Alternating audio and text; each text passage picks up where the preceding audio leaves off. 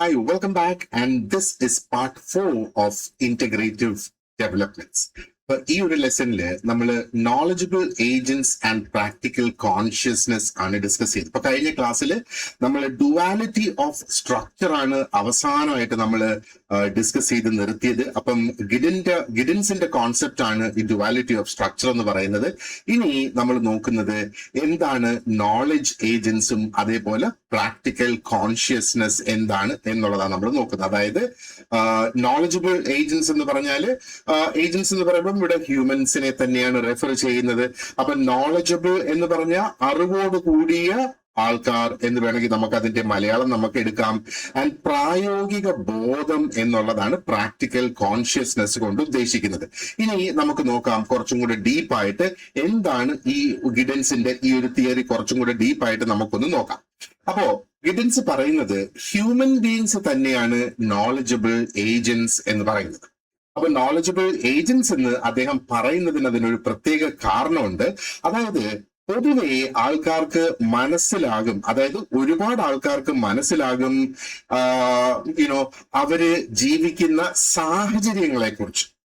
അപ്പൊ ജീവിക്കുന്ന സാഹചര്യങ്ങളെ കുറിച്ച് നല്ല ഒരു അറിവുണ്ട് മനുഷ്യന് എന്നാണ് അദ്ദേഹം പറയുന്നത്. അപ്പോ ഇവിടെ അദ്ദേഹം ഉദ്ദേശിക്കുന്നത് ഇപ്പൊ ഒരു ക്ലാസ് റൂം എടുക്കുകയാണെങ്കിൽ ഒരു ക്ലാസ് റൂമിൽ എങ്ങനെ പെരുമാറണം എന്ന് അറിയാം. അതേപോലെ ഒരു ഓഫീസിൽ എങ്ങനെ പെരുമാറണം, മാർക്കറ്റിൽ പോയാൽ എങ്ങനെ പെരുമാറണം, ഒരു ഫാമിലി ഗ്യാതറിംഗിൽ എങ്ങനെ പെരുമാറണം, ഇനി അതും അല്ലെങ്കിൽ ഒരു പബ്ലിക് സ്പേസിൽ എങ്ങനെ പെരുമാറണം എന്ന് ആൾക്കാർക്ക് അറിയാം. അപ്പൊ ഈ നോളജ് എന്ന് പറയുന്നത് സോഷ്യൽ ലൈഫിന്റെ ഭാഗമാണ് എന്നാണ് അദ്ദേഹം പറയുന്നത്. ഇനി അദ്ദേഹം എന്താ പറയേണ്ടത്, ഇത് അദ്ദേഹം ആ ഒരു പ്രാക്ടിക്കൽ കോൺഷ്യസ്നെസ് എന്ന ഒരു കോൺസെപ്റ്റിലൂടെയാണ് അദ്ദേഹം ഇത് എക്സ്പ്ലെയിൻ ചെയ്യുന്നത്. അപ്പൊ ഇവിടെ പറയുന്നത് ഈ പ്രാക്ടിക്കൽ കോൺഷ്യസ്നെസ് അല്ലെങ്കിൽ പ്രായോഗിക ബോധം എന്നത് ആളുകൾ പ്രവൃത്തിയിൽ അല്ലെങ്കിൽ പ്രവൃത്തികൾ ചെയ്യുമ്പോൾ അവര് വഹിക്കുന്ന ആ ഒരു അറിവിനെയാണ് ശരിക്കും ഇത് സൂചിപ്പിക്കുന്നത്. അപ്പോ പ്രാക്ടിക്കൽ കോൺഷ്യസ്നെസ് എന്ന് പറയുമ്പോഴത്തേക്ക് it refers to the knowledge people carry in action. ഓരോ പ്രവൃത്തികൾ ചെയ്യുമ്പോഴും അതിൽ ഉള്ള ആ ഒരു അറിവിനെ കുറിച്ച് ഇവിടെ പറയുന്നത്. അപ്പോ ഈ ഗിഡൻസിന്റെ തിയറിയില് പ്രാക്ടിക്കൽ കോൺഷ്യസ്നെസ്, ഇനി ആ ഒരു വ്യത്യാസം ഒന്ന് മനസ്സിലാക്കിക്കൊള്ളുക. പ്രാക്ടിക്കൽ കോൺഷ്യസ്നെസ് എന്ന് പറയുമ്പം people know how to go about in social life. അപ്പൊ സോഷ്യൽ ലൈഫിലെ ഓരോ സാഹചര്യങ്ങളും ഓരോ സിറ്റുവേഷനും ഒക്കെ തരണം ചെയ്ത് എങ്ങനെ പോകണം എന്ന് ആൾക്കാർക്ക് അറിയാം.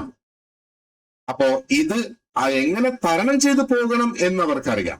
പക്ഷേ ഇത് വാക്കുകൾ ഉപയോഗിച്ച് ഈ ഒരു നോളജിനെ കംപ്ലീറ്റ്ലി എക്സ്പ്ലെയിൻ ചെയ്യാനോ അതിനെ ഡിഫൈൻ ചെയ്യാനോ സാധിക്കില്ല. പക്ഷേ ഇത് ഇങ്ങനെയാണ് ചെയ്യേണ്ടത് എന്നവർക്കറിയാം, പക്ഷെ അതിനെ ഡിഫൈൻ ചെയ്യാനോ എക്സ്പ്ലെയിൻ ചെയ്യാനോ അറിയില്ല എന്നുള്ളതാണ്. അപ്പോ ആൾക്കാർക്ക് ഒരു പ്രായോഗികമായ ഒരു വർക്കിംഗ് നോളജ് ഇൻ ആക്ഷൻ ആൾക്കാർക്ക് ഉണ്ട് എന്നാണ് പറയുന്നത്. അപ്പോ സ്പെസിഫിക് ആയിട്ട് നമുക്ക് ഓരോ ഇൻസിഡൻസ് നോക്കിയാൽ നേരത്തെ പറഞ്ഞതുപോലെ ഒരു ക്ലാസ് റൂമിൽ എങ്ങനെ ബിഹേവ് ചെയ്യണമെന്ന് അറിയാം, ഒരു ഫോർമൽ ആയിട്ടുള്ള ഒരു സെറ്റിംഗിൽ പോയാൽ എങ്ങനെ ബിഹേവ് ചെയ്യണം എന്നറിയാം, ഒരു ക്യൂവിൽ നിൽക്കുക, ക്യൂ പാലിക്കുക എന്ന് പറഞ്ഞാൽ അവിടെ എന്താണ് ചെയ്യേണ്ടതും എന്നറിയാം. ക്യൂ പാലിക്കുക എന്ന് പറഞ്ഞാല് 10 പേര് നിൽക്കുന്നതിന്റെ പിന്നിൽ പോയി നിൽക്കുക എന്നുള്ളതാണ്, അല്ലാതെ അതിന്റെ ഇടയിലോ മുന്നിലോ പോവുക എന്നുള്ളതല്ലല്ലോ ക്യൂ പാലിക്കുക എന്നുള്ളത്. അത് ആൾക്കാർക്ക് അറിയാം.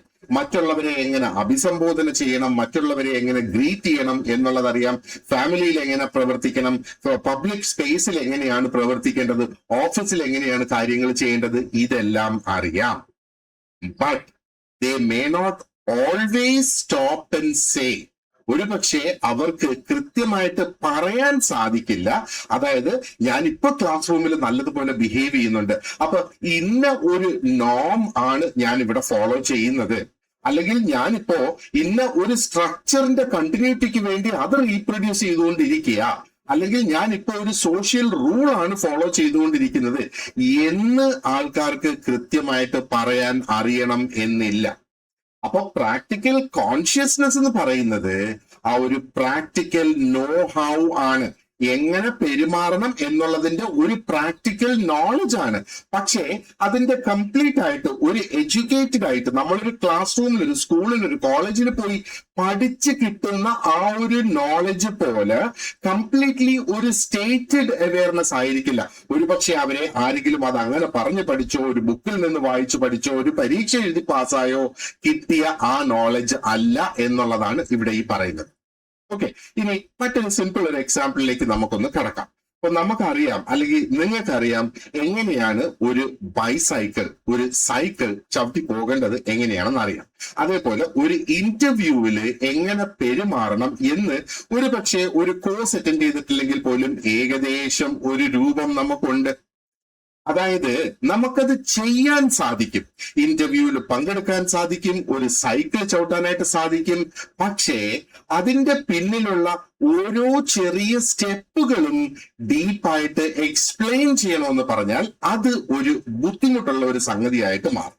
ഏകദേശം ഇതാണ് ഗിഡൻസ് അതുകൊണ്ട് ഉദ്ദേശിക്കുന്നത്. അദ്ദേഹം പറയുന്നത് ആ ഒരു പ്രാക്ടിക്കൽ നോളജ് അവിടെ ഉണ്ട്, പക്ഷേ ആ നോളജിനെ എക്സ്പ്ലെയിൻ ചെയ്ത് പറയാനായിട്ട് സാധിക്കില്ല എന്നുള്ളതാണ് അദ്ദേഹം ഇതുകൊണ്ട് ഉദ്ദേശിക്കുന്നത്. അപ്പൊ ഇവിടെ അദ്ദേഹം മറ്റൊരു കോൺസെപ്റ്റും കൂടെ ഉപയോഗിക്കുന്നുണ്ട്. അപ്പൊ ഈ പ്രാക്ടിക്കൽ കോൺഷ്യസ്നെസ്സിനോട് കൂടി തന്നെ ഡിസ്കേഴ്സീവ് കോൺഷ്യസ്നെസ് എന്നൊരു കോൺസെപ്റ്റും കൂടെ ഉണ്ട്. ഞാൻ ആ ഡിസ്കേഴ്സീവ് കോൺഷ്യസ്നെസ് എക്സ്പ്ലെയിൻ ചെയ്യുമ്പം പ്രാക്ടിക്കൽ കോൺഷ്യസ്നെസ് കുറെ കൂടെ നമുക്ക് മനസ്സിലാകും. അപ്പൊ ഡിസ്കേഴ്സീവ് കോൺഷ്യസ്നെസ് എന്ന് പറയുമ്പോഴത്തേക്ക് which means the things that people can clearly explain in words. വാക്കുകൾ ഉപയോഗിച്ച് വ്യക്തമായിട്ട് എക്സ്പ്ലെയിൻ ചെയ്ത് തരാൻ കഴിയുന്നതിനെയാണ് ഡിസ്കേഴ്സീവ് കോൺഷ്യസ്നെസ് എന്ന് പറയുന്നത്. അപ്പൊ നമ്മൾ പഠിക്കുന്ന സബ്ജക്റ്റിൽ നമുക്ക് ഡിസ്കേഴ്സീവ് കോൺഷ്യസ്നെസ് ഉണ്ട് അല്ലെ? അപ്പൊ ഇവിടുത്തെ ആ ഒരു വ്യത്യാസം എന്ന് പറയുന്നത് പ്രാക്ടിക്കൽ കോൺഷ്യസ്നെസ് എന്ന് പറഞ്ഞാല് knowledge carried in action. Knowledge ഉണ്ട്, ആ നോളജിനെ നമ്മൾ പ്രാവർത്തികമാക്കുന്നു. ഡിസ്കേഴ്സീവ് കോൺഷ്യസ്നെസ് എന്ന് പറഞ്ഞാൽ ആ നോളജ് നമുക്കുള്ളത് നമുക്ക് വാക്കാൽ അത് പറഞ്ഞ് മറ്റൊരു വ്യക്തിക്ക് മനസ്സിലാക്കി കൊടുക്കാനായിട്ട് സാധിക്കുന്നു. അപ്പോ വീണ്ടും ഒന്ന് ഓർത്തു വെച്ചോളുക, practical consciousness means people know how to act in social situations. സാമൂഹിക സാഹചര്യങ്ങളിൽ എങ്ങനെ പ്രവർത്തിക്കണം എന്ന് ആൾക്കാർക്ക് അറിയാം. അവർക്കത് കംപ്ലീറ്റ് ആയിട്ട് ഡിസ്ക്രൈബ് ചെയ്യാനായിട്ട് കഴിയില്ല എന്നുള്ളത്, അല്ലെങ്കിൽ അത് ഒരു പക്ഷേ സാധിച്ചു എന്ന് വരില്ല. അപ്പൊ ഇതിനകത്ത് ഒത്തിരിയധികം കാര്യങ്ങൾ ഇതിനകത്ത് വരുന്നുണ്ട്. നമ്മുടെ ആ ഒരു ദൈനംദിന ജീവിതത്തിന്റെ എവ്രിഡേ നോ ഹൗ അല്ലെ, നമ്മൾ ആ ഒരു എവ്രിഡേ നോ ഹൗ ഉള്ളത് കൊണ്ടാണ് നമുക്ക് നമ്മുടെ ആ ഒരു ജീവിത സാഹചര്യങ്ങളെ ഓരോ ദിവസവും നമുക്ക് ആ ഒരു സാമൂഹിക സാഹചര്യങ്ങളെ നമുക്ക് തരണം ചെയ്ത് പോകാനായിട്ട് സാധിക്കുന്നത്. അപ്പൊ ഈ ഒരു നോളജാണ് സോഷ്യൽ ലൈഫിന് അതിന്റെ ഒരു കണ്ടിന്യൂറ്റി കൊടുക്കുന്നത് അല്ലെ. അപ്പൊ സോഷ്യൽ ലൈഫ് കണ്ടിന്യൂ ചെയ്യുന്നത് ഈ ഒരു നോളജിൽ നിന്നാണ്. അതേപോലെ അതായത് പ്രാക്ടിക്കൽ കോൺഷ്യസ്നെസ്സിൽ നിന്നാണ് അത് വരുന്നത്.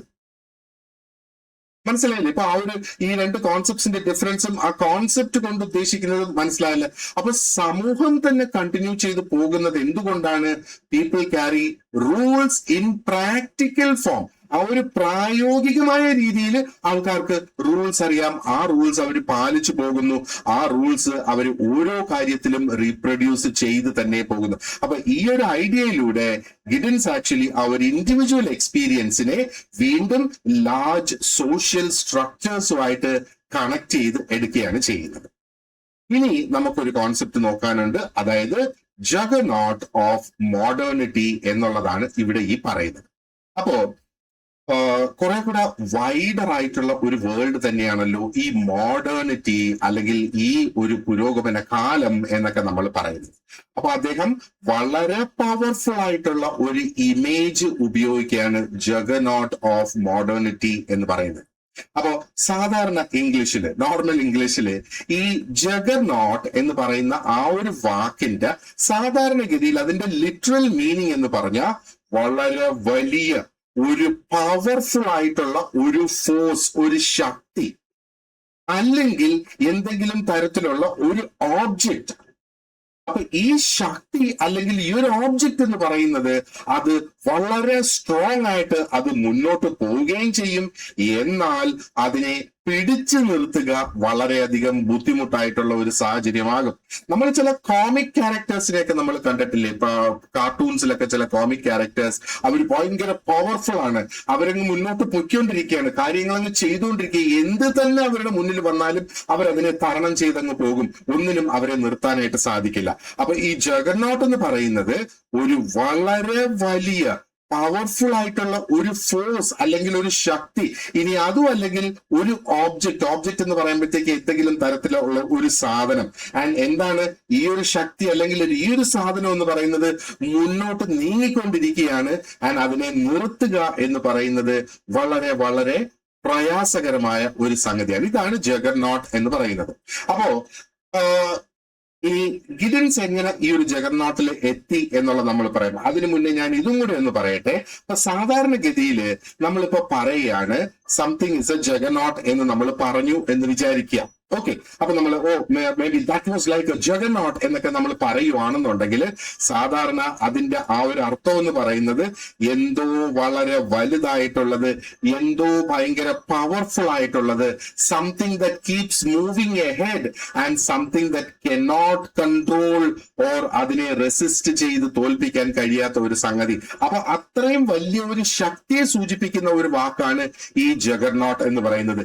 ഇനി നമുക്ക് തിരിച്ച് ഗിഡൻസിന്റെ ആ ഒരു കോണ്ടെക്സ്റ്റിലേക്ക് വരാം. അപ്പൊ ഗിഡൻസ് ഇവിടെ ഒരു ഇമേജ് അല്ലെങ്കിൽ ഒരു മെറ്റഫോർ എന്ന നിലയിലാണ് ഈ ഒരു ജഗർനോട്ടിനെ ഇവിടെ ഉപയോഗിച്ചേക്കുന്നത്. അപ്പൊ അദ്ദേഹം പറയുന്നത് എന്താണ്? ജഗർനോട്ട് ഓഫ് മോഡേണിറ്റി. ആ ഒരു മോഡേണിറ്റിയുടെ ഒരു ജഗർനോട്ട് എന്നാണ് അദ്ദേഹം പറയുന്നത്. അപ്പൊ അതിന്റെ അർത്ഥം എന്താ അദ്ദേഹം ഉദ്ദേശിക്കുന്നത്? അതായത് മോഡേൺ സൊസൈറ്റി എന്ന് പറയുന്നത് ഒരു വളരെ വലിയ ഒരു പവർഫുൾ ആയിട്ടുള്ള ഒരു മെഷീനെ പോലെയാണ്, അല്ലെങ്കിൽ ഒരു വളരെ വലിയ ഒരു ശക്തിയാണ്. ഈ മെഷീൻ അല്ലെങ്കിൽ ഈ ശക്തി എന്ന് പറയുന്നത് മുന്നോട്ട് പൊയ്ക്കൊണ്ടിരിക്കുകയാണ്, ഒത്തിരി അധികം എനർജിയോടുകൂടി അത് മുന്നോട്ട് പൊയ്ക്കൊണ്ടിരിക്കുകയാണ്. അതേസമയം അതിനകത്ത് ഡേഞ്ചറും ഉണ്ട്, ഒരുപാടധികം കൃത്യതയില്ലായ്മ അല്ലെങ്കിൽ അൺസർട്ടനിറ്റിയും അവിടെയുണ്ട്. നമുക്ക് പ്രെഡിക്റ്റ് ചെയ്യാൻ കഴിയാത്ത ഒത്തിരി സംഗതികളും ഇതിന്റെ പിന്നിലുണ്ട് എന്നാണ് പറയുന്നത്. അപ്പോ ഈ ഒരു ഇമേജ് ഗിഡൻസ് ഉപയോഗിച്ചിരിക്കുന്നത് മോഡേൺ സമൂഹത്തിനെ വിവരിക്കുന്നതിന് വേണ്ടിയിട്ടാണ്. ഇനി നമുക്ക് കുറച്ച് എക്സാമ്പിൾസ് എടുക്കാം. Modernity creates industry.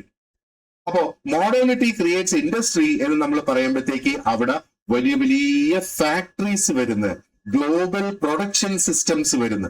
അതിങ്ങനെ മുന്നോട്ട് നീങ്ങിക്കൊണ്ടേയിരിക്കുകയാണ്. അതിനെ ആർക്കെങ്കിലും സ്റ്റോപ്പ് ചെയ്യാനായിട്ട് സാധിക്കുമോ? അതേപോലെ മോഡേൺ സൊസൈറ്റി എന്ന് പറയുമ്പോഴത്തേക്ക് അവിടെ സയൻസ് ക്രിയേറ്റ് ചെയ്യപ്പെടുന്നു. അപ്പൊ സയൻസിൽ എന്തൊക്കെ വരുന്നു? മെഡിക്കൽ റിസർച്ച് വരുന്നു, വാക്സിൻസ് ഉണ്ടാക്കിക്കൊണ്ടിരിക്കുന്നു, ആർട്ടിഫിഷ്യൽ ഇന്റലിജൻസ് ഇപ്പോൾ ഉണ്ട്, പുതിയ പുതിയ ടെക്നോളജീസും അവിടെ വരുന്നു. Now it also creates administration. Administration എന്ന് പറയുമ്പോഴത്തേക്ക് ഓക്കെ, ഗവൺമെന്റ് തലത്തില് ഗവൺമെന്റ് മെയിൻറ്റെയിൻ ചെയ്യുന്ന റെക്കോർഡ്സ് അവിടെ വരാം. നമ്മുടെ ഡിജിറ്റൽ ഐഡന്റിറ്റി സിസ്റ്റംസ്, നമ്മുടെ ആധാർ കാർഡ് പോലെയൊക്കെയുള്ള സംഗതികൾ അവിടെ വരാം. നമ്മുടെ ടാക്സിന്റെ സിസ്റ്റംസ്, വെൽഫെയർ സിസ്റ്റംസ് എല്ലാം അവിടെ വരാം. Now it also creates communication systems. അത് മറ്റൊരു എക്സാമ്പിൾ ആണ്. കമ്മ്യൂണിക്കേഷൻ സിസ്റ്റംസ് എന്തൊക്കെയാണ്? നമ്മുടെ mobile phones, internet, satellite media, instant ആയിട്ടുള്ള ആ ഒരു ഗ്ലോബൽ മെസ്സേജിംഗ് ഒക്കെ നമുക്ക് ഇവിടെ സാധ്യമായി വരുന്നത് അല്ലെ? അപ്പോ ഒന്ന് ആലോചിച്ച് നോക്കിയേ, ഈ ഇൻസ്റ്റിറ്റ്യൂഷൻസ് ഒക്കെ എന്താണ് ശരിക്കും ചെയ്യുന്നത്? സമൂഹത്തിന് വളരെ വലിയ ഒരു പവർ കൊടുക്കുകയാണ്, വലിയ ഗ്രേറ്റ് ആയിട്ടുള്ള ഒരു കപ്പാസിറ്റി അവിടെ കൊടുക്കുകയാണ് ചെയ്യുന്നത് അല്ലെ? അപ്പോ സയൻസിന് എങ്ങനെയാണ് ഈ ഒരു കപ്പാസിറ്റി കൊടുക്കുന്നത്? സയൻസിന് ഡിസീസസിന് ഒരു പരിഹാരമായിട്ട് മരുന്നുകളുണ്ട്. കമ്മ്യൂണിക്കേഷൻ സിസ്റ്റംസ് എന്ന് പറയുമ്പോഴത്തേക്ക് നമുക്ക് എന്താ പറയണ്ട, മറ്റൊരു ലോകത്തിന്റെ മറ്റൊരു ഭാഗത്തിരിക്കുന്ന അല്ലെങ്കിൽ മറ്റൊരു കോണ്ടിനെന്റിൽ ജീവിക്കുന്ന ഒരു വ്യക്തിയായിട്ട് നമുക്ക് കണക്ട് ചെയ്യാനായിട്ട് സാധിക്കുന്ന. ആൻഡ് മോഡേൺ ട്രാൻസ്പോർട്ട് സിസ്റ്റം എന്ന് പറയുമ്പോഴത്തേക്ക് വളരെ വേഗത്തില് ഒരു രാജ്യത്ത് നിന്ന് മറ്റൊരു രാജ്യത്തേക്ക്, ലോകത്തിന്റെ ഒരു ഭാഗത്ത് നിന്ന് മറ്റൊരു ഭാഗത്തേക്ക് പോകാനായിട്ട് സാധിക്കുന്നു എന്നുള്ളതാണ്. പക്ഷേ ഈ ഡെവലപ്മെന്റ്സ് ഒക്കെ ഒരു സൈഡിൽ നല്ലതായിട്ട് അവിടെ നിൽക്കുമ്പോൾ ഒരുപാടധികം റിസ്ക്കും ഇത് ജനറേറ്റ് ചെയ്യുന്നുണ്ട് എന്നുള്ളതാണ്. റിസ്ക് വരുന്നുണ്ട്, അൺസർട്ടനിറ്റി വരുന്നുണ്ട്, അൺഇന്റന്റഡ് ആയിട്ടുള്ള ഒത്തിരി അധികം കോൺസിക്വൻസസ് അല്ലെങ്കിൽ പ്രത്യാഘാതങ്ങൾ ഇവിടെ ഉണ്ടാകും. ഉദാഹരണത്തിന് ഒരു എൻവയറമെന്റൽ ക്രൈസിസ് നമ്മൾ എടുക്കുക. ഒരു എൻവയറമെന്റൽ ക്രൈസിസ് ഉണ്ടാവുകയാണെന്നുണ്ടെങ്കിൽ, അല്ലെങ്കിൽ അതെങ്ങനെ ഉണ്ടാകുന്നത്, ഇൻഡസ്ട്രിയൽ എക്സ്പാൻഷൻ മൂലം എൻവയറമെന്റൽ ക്രൈസിസ് ഉണ്ടാകുന്ന, പൊല്യൂഷന്റെ ഫലമായിട്ട് എൻവയറമെന്റൽ ക്രൈസിസ് ഉണ്ടാകുന്ന നമുക്കറിയാം. അതേപോലെ ഈ ഒരു ക്ലൈമറ്റ് ചേഞ്ച് ഒക്കെ ഒത്തിരിയധികം നമ്മൾ അനുഭവിച്ചു കൊണ്ടിരിക്കുന്ന ഒരു സാഹചര്യമാണ് അല്ലെ. അതേപോലെ ഫൈനാൻഷ്യൽ ഷോക്ക് എന്ന് പറയുന്നത്, ഇപ്പൊ ഫൈനാൻഷ്യൽ ഷോക്ക് സംഭവിക്കുകയാണെങ്കിൽ it can spread across countries and it can effect the whole world. ആ ഒരു ഗ്ലോബൽ മാർക്കറ്റിനെ തന്നെ അതിന് എഫക്ട് ചെയ്യാനായിട്ട് സാധിക്കും അല്ലെ. 2008 ആ ഒരു ഗ്ലോബൽ ഫൈനാൻഷ്യൽ ക്രൈസിസിനെ കുറിച്ചൊന്ന് ആലോചിച്ച് നോക്കിയേ. അത് യുണൈറ്റഡ് സ്റ്റേറ്റ്സിൽ തുടങ്ങിയതാണ്, എസ്പെഷ്യലി ആ ഒരു ഹൗസിംഗും ബാങ്കിങ് സിസ്റ്റത്തിലും ഒക്കെ അത് തുടങ്ങിയതാണ്. കാരണം എന്താ, ആ ഒരു കാലഘട്ടത്തില് ബാങ്ക് ആയിരുന്നാലും മാർക്കറ്റ് ആയിരുന്നാലും ഇൻവെസ്റ്റ്മെന്റ്സ് ആയിരുന്നാലും എല്ലാം ഗ്ലോബലി കണക്റ്റഡ് ആയിരുന്നത് കൊണ്ട് തന്നെ ഈ ഒരു ക്രൈസിസ് ഉണ്ടായപ്പോഴത്തേക്ക് അത് വളരെ പെട്ടെന്ന് മറ്റ് രാജ്യങ്ങളിലേക്ക് പടർന്നു എന്നുള്ളതാണ്. ഒരുപാട് രാജ്യങ്ങളിൽ ബാങ്കുകൾ ഫെയിലായി, ക്രെഡിറ്റ് സിസ്റ്റംസ് വളരെയധികം കുറെ കൂടെ ടൈറ്റൻ ചെയ്ത് കൊണ്ടുവന്നവരെ, ബിസിനസ്സുകൾ ഒത്തിരിയധികം കൂട്ടിപ്പോയി, ബിസിനസ്സുകൾക്ക് ഒത്തിരിയധികം സഫർ ചെയ്യേണ്ടി വന്ന്, സ്റ്റോക്ക് മാർക്കറ്റ്സ് കുത്തനെ വീണു എന്നുള്ളതാണ്. ആൻഡ് ലോകത്തെമ്പാടും ആൾക്കാർക്ക് ജോലി നഷ്ടപ്പെടുന്ന ഒരു സാഹചര്യവും നമ്മൾ ഇവിടെ കണ്ടു അല്ലെ. അപ്പോ ഗിഡൻസ് ഇവിടെ കാണിക്കുന്നത് മോഡേൺ ലൈഫ് എന്ന് പറയുന്നത് എപ്പോഴും നമ്മൾ നീങ്ങിക്കൊണ്ടിരിക്കുകയാണ്. It is full of movement, it is full of opportunity, അതേസമയം it is filled with risks also. അപ്പോ ആ ഒരു മൂവ്മെന്റ് ഉണ്ട്, ഓപ്പർച്യൂണിറ്റീസ്, അവസരങ്ങൾ അവിടെയുണ്ട്. എന്നാൽ മോഡേൺ സൊസൈറ്റി എന്ന് പറയുന്നത്, മോഡേൺ ലൈഫ് എന്ന് പറയുന്നത് വളരെയധികം റിസ്കി ആയിട്ടുള്ള ഒരു സംഗതിയും കൂടിയാണ് എന്നാണ് അദ്ദേഹം പറഞ്ഞു വെക്കുന്നത് അല്ലെ. അപ്പൊ ഓൺലൈൻ ബാങ്കിങ് ഒക്കെ നമ്മളിപ്പോൾ ഒത്തിരി അധികം ഉപയോഗിക്കുന്നുണ്ട്. ഫാസ്റ്റ് ആയിട്ടുള്ള ട്രാവൽ മെത്തേഡ്സ് നമ്മൾ ഒത്തിരി അധികം ഉപയോഗിക്കുന്നുണ്ട്. നമുക്കിപ്പം എന്താ പറയേണ്ടത്, ഈ വന്ദേ ഭാരത് ട്രെയിൻസ് ഒക്കെ വന്ന് വളരെ പെട്ടെന്ന് നമുക്ക് യാത്ര ചെയ്യാനായിട്ട് സാധിക്കും അല്ലെ. ആ പ്ലെയിനുമായിട്ടുള്ള ഒരു കണക്ടിവിറ്റി ഇല്ലാത്ത സ്ഥലങ്ങളാണെങ്കിൽ പോലും നമുക്ക് ഈ ഒരു ട്രെയിനിൽ കയറി വലിയ സമയതാമസം ഇല്ലാതെ നമുക്ക് എത്താനായിട്ട് സാധിക്കും. നമ്മുടെ ഡിജിറ്റൽ കമ്മ്യൂണിക്കേഷനെ കുറിച്ച്, നമുക്ക് ഇത്രയും അഡ്വാൻസ്ഡ് ആയിട്ടുള്ള ഹെൽത്ത് കെയർ സിസ്റ്റത്തിനെ കുറിച്ച് ഒന്ന് ആലോചിച്ച് നോക്ക്. ഇതെല്ലാം നമുക്ക് ഓരോ തരത്തിലുള്ള പ്രയോജനങ്ങൾ തന്നുകൊണ്ടിരിക്കുന്ന സമയത്ത് ഈ നമ്മൾ ജീവിക്കുന്ന ഈ ഒരു സമൂഹം, ഈ ഒരു കാലഘട്ടത്തിൽ തന്നെ ഒത്തിരി അധികം പ്രശ്നങ്ങളും ഇതുകൊണ്ടൊക്കെ തന്നെ വരുന്നുണ്ട്. നോക്ക്, ഓൺലൈൻ ബാങ്കിങ് ചെയ്യുന്ന ആരെങ്കിലും നമ്മുടെ ആ ഒരു ഓൺലൈൻ ബാങ്കിങ്ങിന്റെ ഡീറ്റെയിൽസ്, നമ്മുടെ ലോഗിൻ ID, പാസ്വേഡ് ഒക്കെ ഒന്ന് ചോർത്തിയെടുത്താലോ അവർക്ക് ഫ്രോഡ് കാണിക്കാനായിട്ട് സാധിക്കും അല്ലെ. അപ്പൊ ഡേറ്റ ട്രാക്കിംഗ് അവിടെ നടത്താനായിട്ട് സാധിക്കും. ജോബ്സ് ഇൻസെക്യൂർ ആണ്. അപ്പൊ നമുക്ക് പറയാം ആർട്ടിഫിഷ്യൽ ഇന്റലിജൻസ് ഒക്കെ ഒത്തിരിയധികം വളർന്നു വരുന്ന, അതിന്റെ ഭാഗമായിട്ട് തന്നെ ജോലികൾ ഇല്ലാതെയാകുന്ന ഒരു സാഹചര്യവും വരുന്നത്. ഒത്തിരിയധികം എക്കോളജിക്കൽ ആയിട്ടുള്ള ക്രൈസിസ് വരാം. ഒരു ഗ്ലോബൽ അൺസർട്ടനിറ്റി തന്നെ നിലനിൽക്കുന്ന ഇപ്പോഴത്തെ ഒരു കാലഘട്ടം നമ്മൾ സ്പെസിഫിക്കലി എടുക്കുകയാണെന്നുണ്ടെങ്കിൽ ഈ ഇറാൻ US ഒക്കെ യുദ്ധം വെച്ച് നോക്കിയാൽ തന്നെ ഒരു ഗ്ലോബൽ അൺസർട്ടനിറ്റി നിലനിൽക്കുന്നതായിട്ട് കാണാം അല്ലെ. അപ്പോ individuals live inside this powerful social world. ഇത്രയും വലിയ പവർഫുൾ ആയിട്ടുള്ള ഒരു സോഷ്യൽ വേൾഡിലാണ് വ്യക്തികൾ ഓരോരുത്തരും ജീവിക്കുന്നത്. ആൻഡ് സാഹചര്യങ്ങൾ മാറുന്നതനുസരിച്ച് നിരന്തരമായി ആൾക്കാർ അഡാപ്റ്റ് ചെയ്തുകൊണ്ടേയിരിക്കുന്നു എന്നുള്ളതാണ്. നമുക്കിപ്പോ ഒരു ഉദാഹരണം നോക്കുകയാണെന്നുണ്ടെങ്കിൽ, ഇപ്പോ ഒരു കുക്കിംഗ് ഗ്യാസിന്റെ ഒരു ക്രൈസിസ് വന്നല്ലേ. അപ്പൊ ഒത്തിരി അധികം ആൾക്കാർ വീണ്ടും ആ ഒരു പഴയ മോഡൽ വിറകടുപ്പിലേക്കൊക്കെ മാറുന്ന ഒരു സാഹചര്യം നമുക്ക് കാണാം. അപ്പൊ ഒത്തിരി അധികം ഹോട്ടൽസ് ഇപ്പം പ്രവർത്തിക്കുന്നില്ല. അപ്പൊ ഹോട്ടൽസ് എന്താ ചെയ്തത്, ഒത്തിരി അധികം ഗ്യാസ് ആവശ്യമായിട്ട് വരുന്ന രീതിയിലുള്ള അത്തരത്തിലുള്ള വിഭവങ്ങൾ അവർ ഒഴിവാക്കിക്കൊണ്ട് അവർക്ക് ഈ വിറക് പോലെയുള്ള, കൽക്കരി പോലെയുള്ള മറ്റ് ഇന്ധനം ഉപയോഗിച്ച് ചെയ്യാൻ കഴിയുന്ന വസ്തുക്കളാണ് ഇപ്പോൾ ഹോട്ടലിൽ അവർ കൂടുതലും പാകം ചെയ്തുകൊണ്ടിരിക്കുന്നത് അല്ലെ. അപ്പൊ here again the link between personal life and macro institutions become much more clear. ഈ ജഗർനോട്ട് ഓഫ് മോഡേണിറ്റി നമ്മൾ നോക്കുകയാണെങ്കിൽ that becomes much more clear in front of us. Now let's move on to another sociologist, Jeffrey C. Alexander. അദ്ദേഹത്തിന്റെ theory multi dimensional sociology ആണ് നമുക്ക് ഇതിനകത്ത് നോക്കേണ്ടതായിട്ടുള്ളത്. So Jeffrey C Alexander, ഇതും നമ്മുടെ സിലബസിലുള്ള topic തന്നെയാണ്. അപ്പൊ Alexander actually he gives a different kind of integrative answer. സോഷ്യോളജിയിൽ ഒരു വ്യത്യസ്തമായ ഒരു ഇന്റഗ്രേറ്റീവ് സിസ്റ്റത്തെ കുറിച്ചാണ് അലക്സാണ്ടർ സംസാരിക്കുന്നത്. അതിൽ അദ്ദേഹം വിളിക്കുന്ന പേരാണ് മൾട്ടി ഡയമെൻഷണൽ സോഷ്യോളജി എന്നുള്ളത്. ഇനി എന്താണ് ഈ ഒരു കോൺസെപ്റ്റ് എന്നുള്ളത് നമുക്കൊന്ന് കൃത്യമായിട്ട് മനസ്സിലാക്കാം. അപ്പൊ അലക്സാണ്ടർ പറയുന്ന എന്താണ്, അതായത് സൊസൈറ്റി ഇറ്റ് ബിക്കംസ് ഡിസ്റ്റോർട്ടഡ്, അലങ്കോലപ്പെടും സൊസൈറ്റി. അത് അലങ്കോലപ്പെടുന്നത് എപ്പോഴാണെന്നും അദ്ദേഹം പറയുന്നുണ്ട്. When we explain it through only one factor. അപ്പൊ സമൂഹത്തിന്റെ ഏതെങ്കിലും ഒരു ഘടകം അല്ലെങ്കിൽ ഒരു ഘടന മാത്രം എടുത്ത് നമ്മൾ സമൂഹത്തെ എക്സ്പ്ലെയിൻ ചെയ്യാൻ നോക്കുവാണെന്നുണ്ടെങ്കിൽ അതാകെ അലങ്കോലപ്പെട്ട് ഡിസ്റ്റോർട്ടഡ് ആയി പോകും എന്നാണ് പറയുന്നത്. അപ്പോ അതിന് എന്താ പറയേണ്ടത്, ചില തിയറീസ് നമ്മൾ നോക്കുവാണെന്നുണ്ടെങ്കിൽ അത് എല്ലാം എക്സ്പ്ലെയിൻ ചെയ്യുന്നത് ഒരുപക്ഷെ എക്കോണമിയെ ബേസ് ചെയ്തുകൊണ്ടായിരിക്കും അത് എക്സ്പ്ലെയിൻ ചെയ്യുന്നത്. ഇനി മറ്റ് ചില തിയറീസ് നമ്മൾ എടുത്തു നോക്കുകയാണെന്നുണ്ടെങ്കിൽ അത് സൊസൈറ്റിയെ എക്സ്പ്ലെയിൻ ചെയ്യുന്നത് പവർ സ്ട്രക്ചേഴ്സ് ഉപയോഗിച്ചിട്ടാകാം. ഇനി മറ്റു ചില തിയറീസ് നമ്മൾ നോക്കുകയാണെന്നുണ്ടെങ്കിൽ അവർ നോംസിനും കൾച്ചറിനും ഒക്കെ ആയിരിക്കും പ്രാധാന്യം കൊടുക്കുന്നത്. ഇനി ചില തിയറീസ് നമ്മൾ നോക്കുകയാണെന്നുണ്ടെങ്കിൽ ഈ ഒരു ഇന്ററാക്ഷനിലായിരിക്കും അവർ ഫോക്കസ് ചെയ്യുന്നത്. അവിടെ ഒത്തിരിയധികം ഘടകങ്ങൾ അവരെടുക്കും, പക്ഷേ ഈ ഘടകങ്ങളുടെ ഇന്ററാക്ഷനിലായിരിക്കും അവരുടെ ആ ഒരു ഫോക്കസ് വരുന്നത്. പക്ഷെ അലക്സാണ്ടർ പറയുന്നത് എന്താണ്, സോഷ്യൽ ലൈഫ് എന്ന് പറയുന്നത് is richer and more complex than that. അപ്പൊ സോഷ്യൽ ലൈഫ് വളരെ റിച്ച് ആണ്, വളരെ കോംപ്ലെക്സ് ആണ്. നമുക്ക് ഒരു ഘടകം മാത്രം എടുത്തുകൊണ്ട് നമുക്ക് എല്ലാ ആസ്പെക്ട്സും എക്സ്പ്ലെയിൻ ചെയ്യാനോ മനസ്സിലാക്കാനോ സാധിക്കില്ല എന്നുള്ളത്.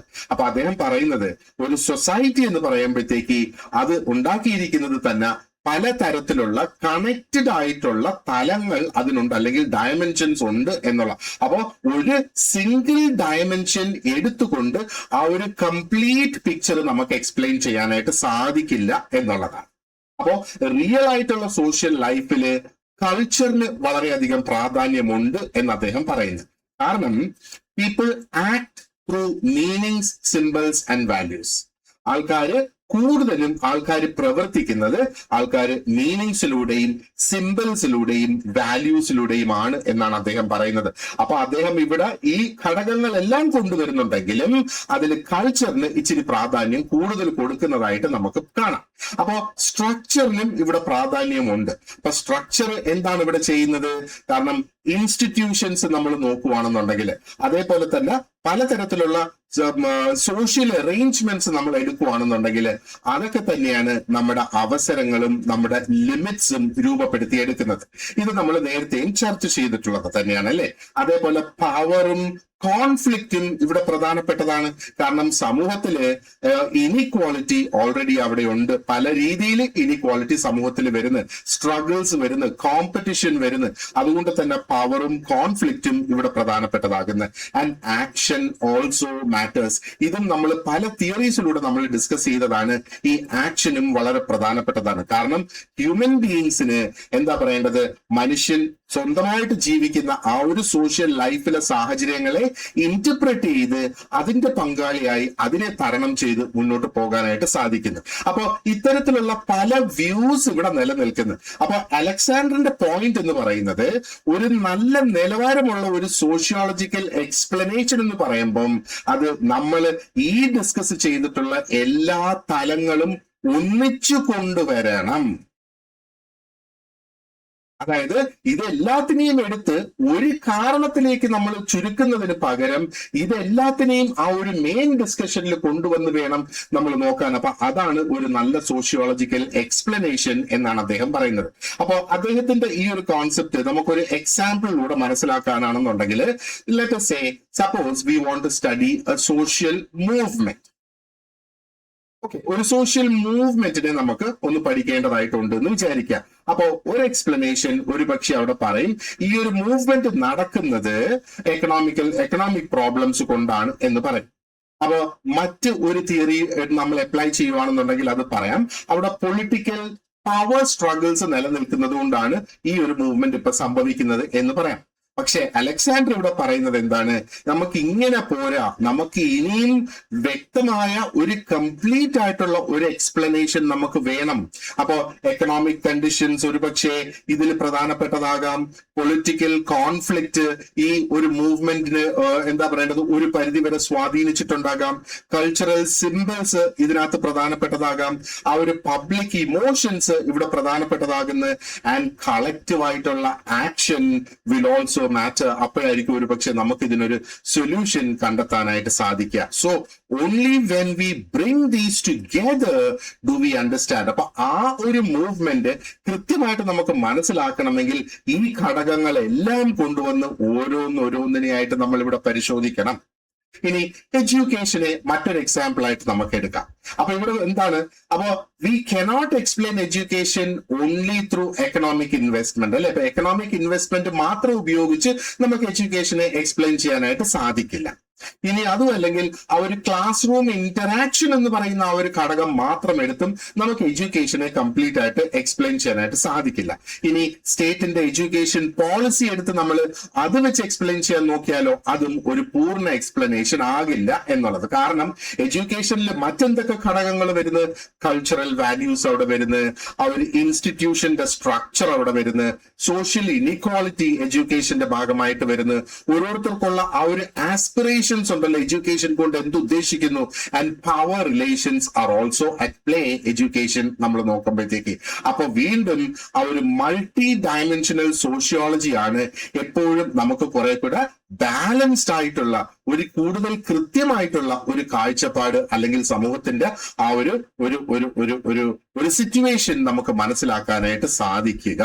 അപ്പോ this is what makes Alexander different from the previous thinkers, അല്ലെങ്കിൽ നേരത്തെ നമ്മൾ ഡിസ്കസ് ചെയ്ത വ്യക്തികളിൽ നിന്ന് വ്യത്യസ്തമാക്കുന്നതും ഇതാണ്. ഇപ്പൊ ഗിഡൻസിന്റെ കാര്യം നോക്കുവാണെന്നുണ്ടെങ്കിൽ ഗിഡൻസ് പ്രധാനമായിട്ട് എന്താ ചെയ്യുന്നത്, he gives us a strong answer. അവർ ഏജൻസി സ്ട്രക്ചർ റിലേഷൻഷിപ്പിനെ അദ്ദേഹം കുറെ കൂടെ സീരിയസ് ആയിട്ട് എടുത്ത് അവിടെ ഡിസ്കസ് ചെയ്തിട്ടുണ്ട്. പക്ഷെ അലക്സാണ്ടർ പറയുന്ന എന്താണ്, അവർ ഏജൻസി സ്ട്രക്ചർ റിലേഷൻഷിപ്പ് എന്ന് പറയുമ്പം അത് ഒരു സൈഡ് മാത്രമേ ആകുന്നുള്ളൂ. അപ്പൊ ആ ഒരു വൺ സൈഡഡ് എക്സ്പ്ലനേഷൻ അത് അബദ്ധമാണ് എന്നാണ് അലക്സാണ്ടർ പറയുന്നത്.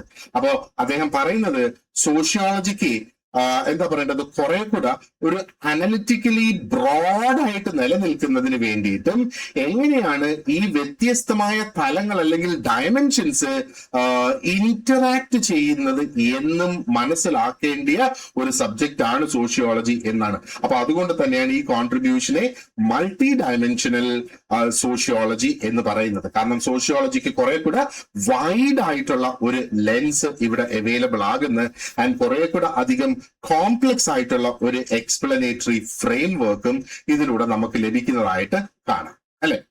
ഇനി അടുത്തത് നമുക്ക് ഡിസ്കസ് ചെയ്യാനുള്ളത് culture as A mediating force എന്നുള്ള ഒരു കോൺസെപ്റ്റ് ആണ് നമുക്ക് നോക്കേണ്ടത്. അതും അലക്സാണ്ടറിന്റെ കോൺസെപ്റ്റ് തന്നെയാണ്. വി വിൽ ഡിസ്കസ് ദീസ് അല്ലെങ്കിൽ this and then we will move on to Randall Collins. അപ്പൊ കോളിൻസിന്റെ micro foundations of macro sociology ആണ് നമുക്ക് നോക്കേണ്ടതായിട്ടുള്ളത്. So thank you very much for watching this part, and you have an excellent day ahead. See you in the next class.